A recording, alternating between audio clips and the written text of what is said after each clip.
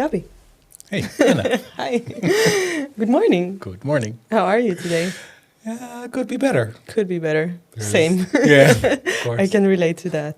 Absolutely. So, there are quite a few questions that I've been meaning to ask you, and I think that many other people are interested to know the answers to these questions.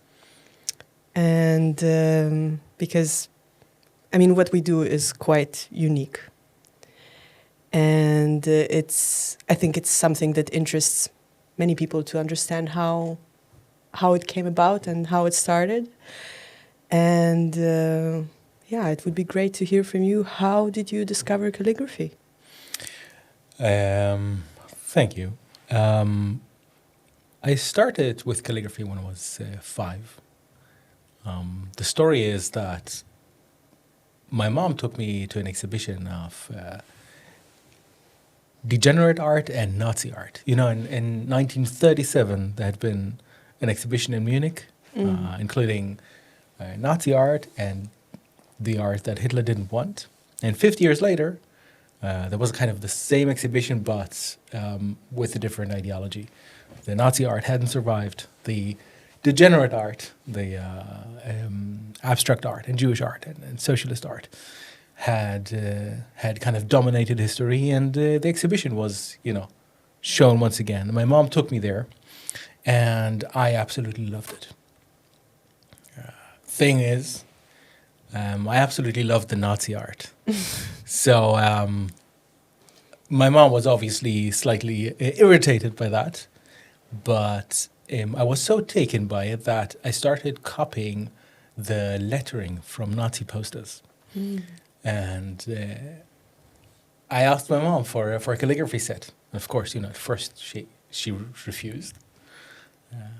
And after a while, she agreed, but said, maybe, for a Jewish boy, 5 years old in Munich, it might be better to be busy with Hebrew calligraphy rather than Nazi calligraphy, and pushed me kind of gently towards that. And that was the beginning of it. That's what I've been doing for the last 40 years. Wow. I'm 43 now. I started when I was 5. That is what I've been busy with since then. And that was an ongoing practice.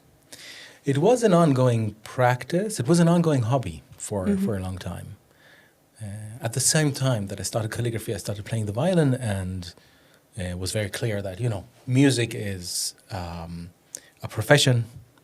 Calligraphy is this weird little artsy hobby. And I should go study music and do calligraphy in my free time. And that's what I've been doing for a long time. I studied in a musical high school, mainly classical music, and then I went on to study Arab music, Balkan music, klezmer, and classical music in Jerusalem. And then I studied tango composition in Rotterdam, and I went on to play tango in Buenos Aires. And during all that time, I defined myself as a musician. But every night, instead of studying and instead of doing scales, I would go home and do Hebrew calligraphy. So alongside music, there was always calligraphy, but as a hobby. That's correct. Exactly. And did something happen? What happened that suddenly it became more than that? It was a long process. There were several kind of stations. When I was a teenager, I tried to work as a scribe, so writing Torah rolls and mezuzahs, stuff like that, and it was horribly boring. You need to just copy the same thing over and over again. And what I wanted to do is be creative. So after a short while, I gave up on that. And then when I was 18 and 19, I was in prison. I didn't want to go to the army. I refused service. I refused to enlist. And I was in prison. And in prison, I met Igor. Igor was in for, I think, shooting his officer. Wow. He was in for a while. Okay. He was in the cell when I came there. He was still in the cell when I left there. I don't think he made it out anytime soon after I left.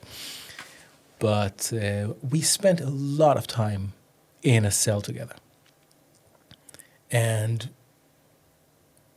when you spend a lot of time in a cell, you become, intimate in a way. Maybe not intimate in the way you would imagine it, but Yeah, but I can imagine, you are in a very small room together and you probably, everything about each other at some point. yes, you got nothing to do. Yeah. You have no books. I don't know, but You don't know. You have no books. You have of course, you have no cell phone. You have... Did you have like a calligraphy set? No, nothing. No. We had walls and 2 beds, and once in a while somebody managed to smuggle in cigarettes. But except for that, we had each other. We would talk. Mm-hmm. And so of course calligraphy came up, and Igor said, I know these tattooists in Jerusalem at Bizart. Bizart used to be the only tattoo parlor in Israel back then. It was a bunch of Russians who I think had tattooed already in Russia. They came to Jerusalem, they opened this shop, and Igor said, I'll connect you. You get out of there, go to them, tell them I sent you, and they will make you this world-famous calligraphy tattooist. So the vision came from Igor. Exactly, the vision came from So the Igor. vision for Hebrew tattoos and for calligraphy. Oh, wow. Okay. And I did make it out of prison. And I did make it to Jerusalem, and I did go to Bizart. And of course, at Bizart, nobody had heard of Igor. Okay. Igor was not their friend. Igor maybe had been there once, but they didn't remember him. But they seemed to be impressed either by my art or just by the chutzpah of going there and saying, I want to be the next big thing. So they let me work with them for a while. I started tattooing when I was 19 or 20. But after a very short while, I felt, I don't know, it wasn't for me. It was too fast, it was too violent, there was too much money for who they were. Mm-hmm.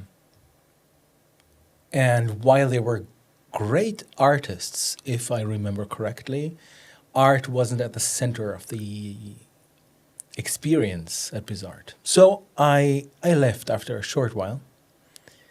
But this idea of Hebrew calligraphy for tattoos kind of was planted in my brain. So that's when you realized that this could actually be a profession? No, that's when I realized that skin could be another interesting canvas. Mm.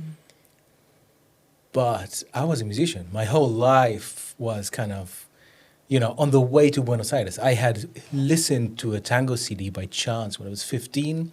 And my idea was, I want to go to Buenos Aires to play tango. And for different reasons, it took a while for me to get there. I moved to Buenos Aires when I was already 30. But you said you studied in Rotterdam. In Rotterdam, exactly. Okay. When I was 20, I became a father. And in order to not lose touch with my daughter, I didn't go to Buenos Aires, which is very far away from Israel. I went to live in Rotterdam, and in Rotterdam, from Rotterdam, I could go back to Israel every 2 months or something to keep in touch with her. But still, even Rotterdam was kind of a station on the way to Buenos Aires. So my life was defined by music. I did not think of calligraphy as a profession. And then what happened then? What was the next step this was this seed that Igor planted in you? That's true. And then you shifted back to music, as I understand. I wouldn't say I shifted back to music. There were these 2 things were parallel one to another. One was kind of my profession, mm-hmm. the definition of self, and the other was a hobby. Was something I really liked doing. Frankly, I always liked doing more than playing scales. Mm-hmm. But it was never a definition of myself. It was never my profession. It was never who I was. It was what I did. Yeah, I mean, because you had this one you tried to actually make it a profession, to work in this, like to make calligraphy for tattoos in Jerusalem. And then this didn't really feel like the right place for that. So I'm just wondering, like, what was the next step? Like, when did it come back? This idea, this seed that the ego planted, when did it sprout again? I don't know if it sprouted again, but the next step was I had moved to Rotterdam. I was 26, and I wanted to learn HTML. Back then, there was no, Wix and Squarespace and whatever. Mm-hmm. If you wanted a website, you would create it yourself. You would code it, and I had this idea. I wanted to learn HTML, and I had these scans of 20 years of calligraphy. So I thought, okay, I'll make a website with those scans. And I remembered Igor, and I said, I'll call it Hebrew Tattoos. Why not? And I bought the domain. HebrewTattoos.com was too expensive, so I bought Hebrew-tattoos.com, which was cheaper, and I put it up there. But I wasn't busy founding a business. It was an art project. And a week later, somebody mailed me and said, hey, I'd like a Hebrew tattoo. And I was surprised. I didn't know what to say, so I mailed back basically saying, why? And then he wrote back, and he had this whole story about, why he wanted a Hebrew tattoo. He had actually put a lot of thought into it. I don't think he was Jewish. If I remember correctly, it was like a Dutch guy, a Christian Dutch guy. But the story impressed me, and the story inspired me. His story inspired me to draw. I kind of created a piece from that story. I put it in an envelope. I sent it by mail. He put 20 euros in an envelope and sent them to me. And a few weeks later, he sent me photos as well in an envelope of the tattoo, under his skin. And I scanned those photos. I put them up on the website, and I thought, wow, how cool is that? And a few weeks later, somebody else called or mailed me. And I remember that the first time when I asked why somebody wanted a tattoo, a story came back, and that really inspired me. So again, I asked why. And again, a long mail came back with this detailed story, a spiritual journey this guy had gone through. And that kind of inspired me to draw for him. So it was always, you had the intuition to actually ask why, not what. You mean, like, what do you want in your tattoo, but why? Yes. And then what you discovered basically is that they have a story. Yes, exactly. And would you say that this is what navigates your work? This also is now, or absolutely. This is since then. This is what navigates. This is what inspires my calligraphy for tattoos. I still went on to play. I moved to Buenos Aires. I played there for 5 years. But this idea of there's something important happening when people tell me their story and I create calligraphy for a tattoo for them, I kind of hand them back the story. That idea became more and more present. And after 5 years in Buenos Aires, I climbed off the stairs of Carnegie Hall and I closed the case of my viola. And I never played another concert. And instead of that, I started dedicating all of my time to Hebrew calligraphy. And this storytelling part became more and more important. In the beginning, I had maybe one project a week, and then I had two per week, and then I had one a day, and I couldn't do both, the listening and the drawing. So I remembered that maybe 15 years earlier than that, I had met a guy on campus in Jerusalem who had really impressed me with his kind of approach to language. He was a linguist and he was a Bible scholar, and he had this commitment to the Hebrew language that was both scientific as a linguist and spiritual as a spiritual person and as a Bible scholar. And he combined those in a way that really inspired me. I felt he felt what I felt about the Hebrew language, but so much more profound. So, still in Buenos Aires, I tried to reach his number. That was like before Facebook had become what it was. And through, a few friends, I found his number. He had moved to Tzfat. I called him up and I asked, "Hey, David was his name. David, I got this art project, which is basically a huge sin. How would you like to work with me?"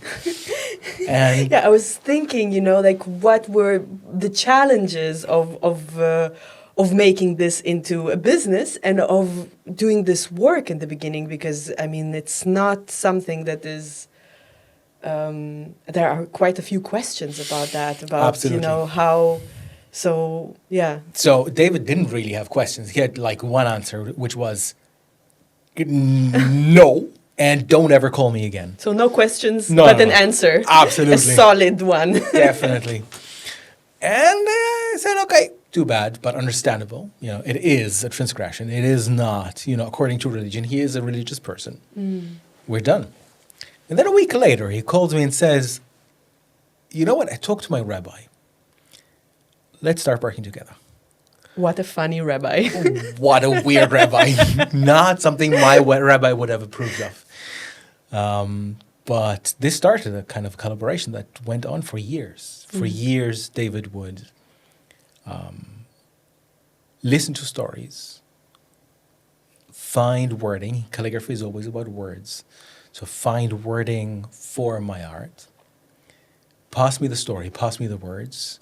I would create a concept and I would draw the piece. And the storytelling was kind of, divided between the both of us.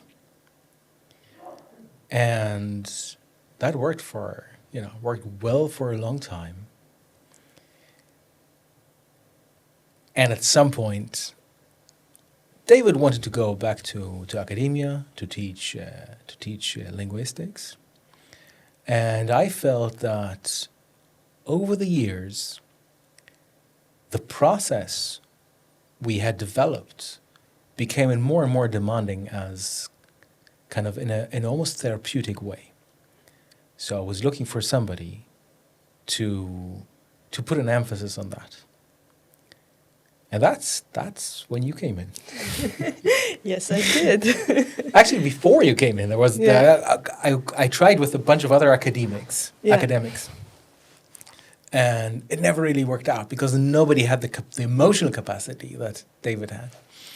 And then, at some point, I was sitting already in Berlin in a bar with a friend who said, I told him the story and the dilemma I have, and kind of out that I was looking for somebody to replace David, who had already stopped working a year or two before that. And he said, "You know what? I have the perfect person for you. Somebody who's both a linguist and a therapist. Her name is Anna. You should meet her." And we did. Yeah. Tell me about that. About our meeting? We met, and I would say that it was difficult for me to understand what this role is in the beginning, and I think as you explained it, it's not something very usual. It's a very interesting mix of skills that you need for this work. And That's right. I don't know David, but I mean I heard of him, and of course, like, he's a scholar, but he also has this emotional depth. And yeah, so when I started working, I started and trying to understand what this role is about. And I am a linguist. I studied linguistics, but I'm also an actor. I started my career in theater, and after that, I studied linguistics, and I did translating and editing and writing for many years. And my recent training is in drama therapy. And I think I was always I know what navigated all these things, but I did feel somehow that I'm jumping a little bit and I'm looking for something that will kind of unite everything that Yes. I know. And what interested me always was people, stories, making meaning. Mm-hmm. And when I started working with you, it was quite incredible, because I was struck by how I could really use all of my skills. Mm-hmm. And yeah, I mean, it starts with meeting a person and giving them, first of all, space to talk, to be, and to be present with them, and first of all, just listening. And it's amazing how people react to that, because this is something that we are lacking. And yeah, so first of all, listening, and then when you really listen, you also know how to react, how to reflect, and what questions to ask, and also sometimes maybe challenge people when needed. And then I take all of that and I try to find the coherent story that they want to tell. Mm. And it's quite incredible that the people that come to Hebrew Tattoos, they have interesting stories. Mm. And oftentimes, you know, when a person comes and he thinks that he knows what he wants to say, they tell their story, you know, they do this, the story that they think that they want to tell. But then when you challenge them a little bit, then the real story comes out. That's right. I often, when I read through your correspondence with people, I have the feeling that there's always this arch of a story, the deconstructing of a story, the reconstructing of the same story in a slightly different way, and then those two forms of the same story kind of placed one next to each other. Yeah, exactly. And that's what I try to do. And I really think, like, everything that I did so far, it's really in this work, and I can be I'm very present in that, and I can, you know, use all these skills that I have, which is lots of fun. Mm. And then in the end, you know, when I have this story, when I really understood what the person wants to say together as a collaboration with the client, I go to, you know, the texts, and it could be poetry or, you know, texts from the Bible or from the sages. And I use these texts as a metaphor for this story, because I feel that sometimes, you know, words are restricting in a way, and they are, you know, you can say something with many words, but then it loses the meaning. And when you actually find the metaphor for it, that's the most precise thing, you know. And somehow in this abstraction of the story, which is, I guess this is the process that I do, you know, this abstraction into poetry or into this one fragment from a verse, it's the most precise. Mm-hmm. Yeah. Mm-hmm. Yeah. Contraction is often, it often abstracts things. So, the narrower something becomes, it often, the pressure of that movement often creates a preciseness that is not always there, or is not always visible at the beginning. When I draw, I often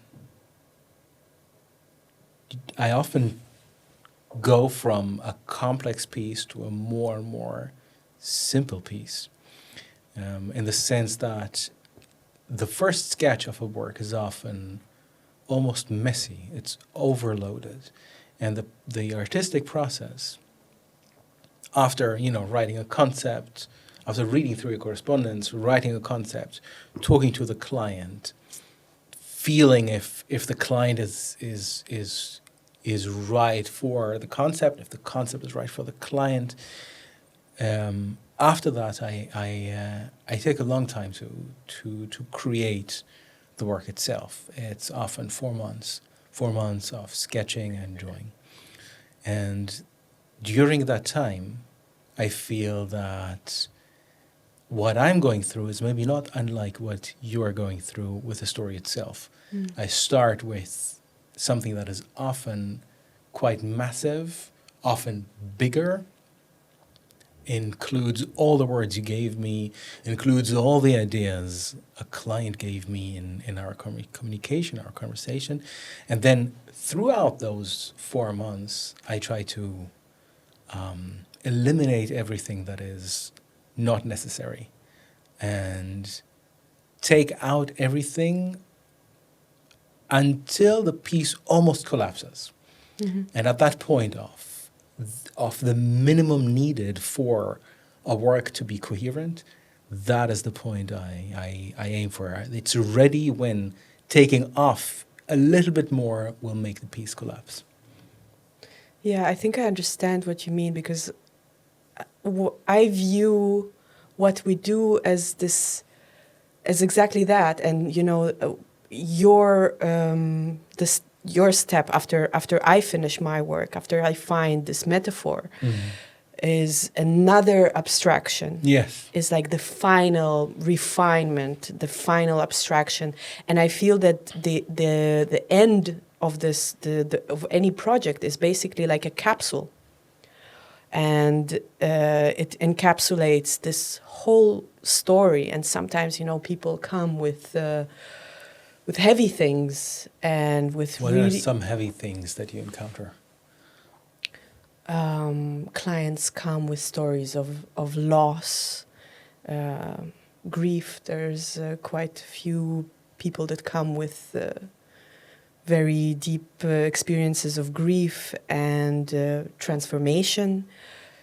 Sometimes very, very also people want to encapsulate happy stories. Yes. And happy occurrences in their lives. The hardest, no? But yeah, somehow we remember. And of course, sometimes, it's love, and it's love for family or for a partner or for the children.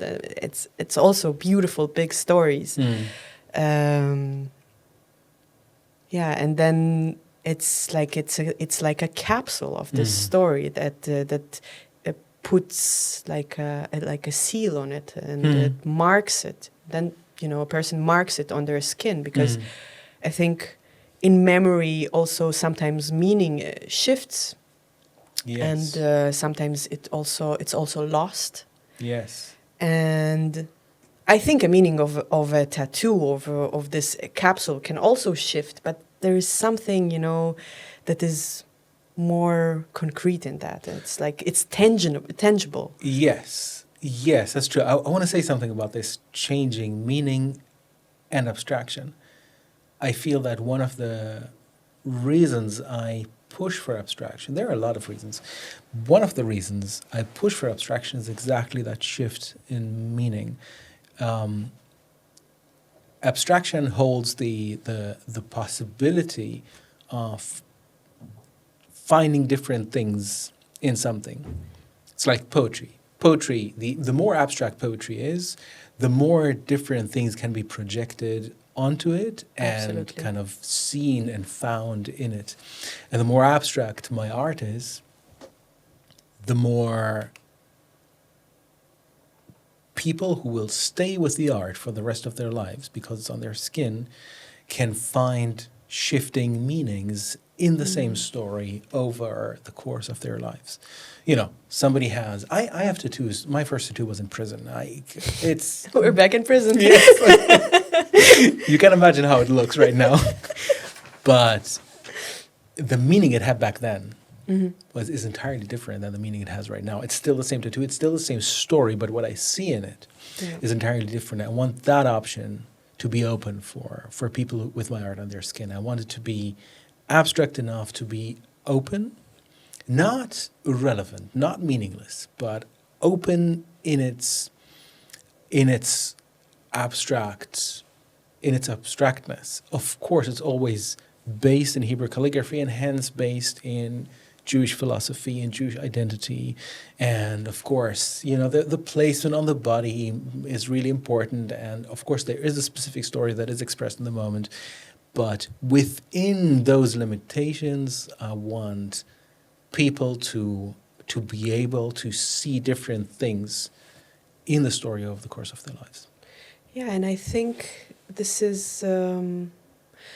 something, you know, when you were talking, I thought about, you know, people sometimes say, oh, a tattoo, I will have it for the rest of my life.